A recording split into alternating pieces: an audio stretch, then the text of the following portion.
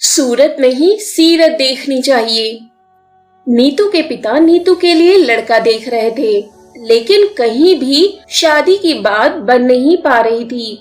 नीतू की माँ और पिता अक्सर नीतू की शादी को लेकर परेशान रहते थे, क्योंकि नीतू का रंग सांवला था और इसलिए नीतू को कोई भी पसंद नहीं करता था।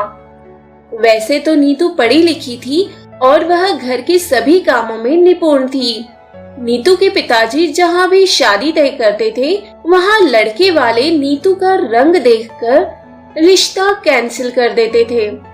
एक बार नीतू के पिताजी ने अपने एक परिचित के माध्यम से नीतू का रिश्ता एक बहुत ही बड़े घर में भेजा। लड़का सरकारी स्कूल में टीचर था और उसके माता पिता भी बड़े ही सभ्य व्यक्ति थे। समाज में उस घर का उचित मान सम्मान था। जब नीतू के पिताजी लड़का देखने जा रहे थे, तो उन्होंने सोचा कि नीतू के फूफाजी को भी लेकर चलते हैं। एक से दो भले होते हैं। नीतू के पिताजी और फूफाजी लड़के वालों के घर पहुँचे। वहाँ उनका बहुत आदर सत्कार हुआ और उन लोगों ने आपस में सभी तरह की बात कर ली। तभी लड़के की माँ ने नीतू के पिताजी से कहा कि आपकी बेटी का रंग साफ तो है ना, हमें तो गोरी बहू चाहिए। नीतू के पिताजी कुछ कह पाते कि तभी आशा के फूफाजी ने कहा कि लड़की का रंग बहुत काला है, आपको शादी करनी है तो बताओ।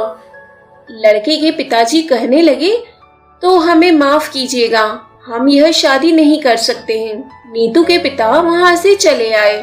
नीतू के फूफाजी का इस तरह बात करना नीतू के पिताजी को बिल्कुल पसंद नहीं आया।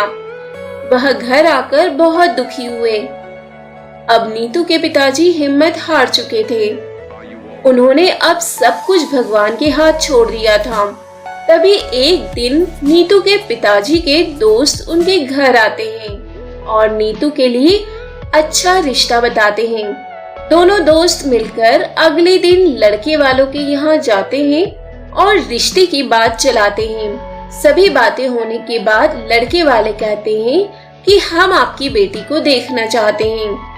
तो आशा के पिताजी उन्हें घर आने का न्योता देते हैं। अगले दिन लड़के वाले नीतू के घर आते हैं। सभी तरह की बातों के बाद लड़के वाले नीतू को पसंद कर लेते हैं। नीतू के पिताजी नीतू की शादी बड़े धूमधाम से करते हैं। आशा विदा होकर अपने ससुराल आ जाती है। नीतू के काम करने के तरीके से नीतू की सास बहुत खुश होती है। नीतू धीरे धीरे अपने ससुराल में सभी का दिल जीत लेती है। अब तो नीतू के ससुराल में सबकी जुबान पर बस नीतू का ही नाम रहता है। कहते हैं ना, इंसान की सूरत नहीं सीरत देखनी चाहिए। दिल की इतनी अच्छी होने के कारण भी नीतू को उसके रंग की वजह से कितने रिजेक्शन झेलने पड़े। दोस्तों, उम्मीद करती हूँ आज की कहानी आपको जरूर पसंद आई होगी और इस कहानी के बारे में आपके क्या विचार है हमें कमेंट बॉक्स में जरूर बताएं। इसी तरह की और भी कहानियाँ सुनने के लिए हमारे चैनल को सब्सक्राइब कर सकते हैं। धन्यवाद।